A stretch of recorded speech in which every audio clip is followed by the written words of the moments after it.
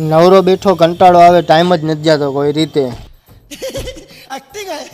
ભાઈબંધ પાસે આવ્યો, ભાઈબંધને ફાકીનું કીધું તો ભાઈબંધે આગલી ઉઘરાણી કરી લીધી, પછી બીડી પીને પાછો વયો આવ્યો. રિલેક્સ. ઘરેથી ફોન આવ્યો કે બકાલું લેતા આવજે, તો બકાલું લેવા આવી ગયો માર્કેટમાં. હા ये कर लो पहले. માર્કેટમાં આવીને જોયું તો આથાણા કરવાની કેરીઓ આવી ગઈ હતી, તો આથાણા કરવા હાટું કેરીઓ લઈ લેજો ભાઈ, મને તો મુરબો ભાવે. તો માર્કેટમાં અંદર આવીને જોયું તો અંદર આ ભાઈ કેરી જ લઈને બેઠો હતો, ને પાછો તરબૂચમાં આઈ લવ યુ લખીને બેઠો હતો. यही नहीं अभी और सुनिए.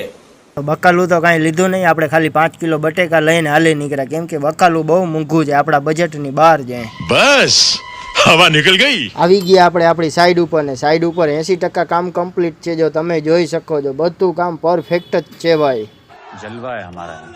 તો બધું કામ પતાવીને પછી આપણે આવી ગયા છીએ ચા પીવા, કેમ કે ચા પીધા વગર યાર કાંટો જ ના ચડે. એ તો જેને ચા ના બંધાણી હોય ને એને જ ખબર પડે. જરાક કોમેન્ટ કરજો ચા વિશે 2 શબ્દ.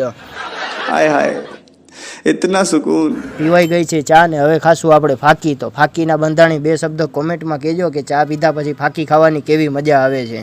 बात तो सही है.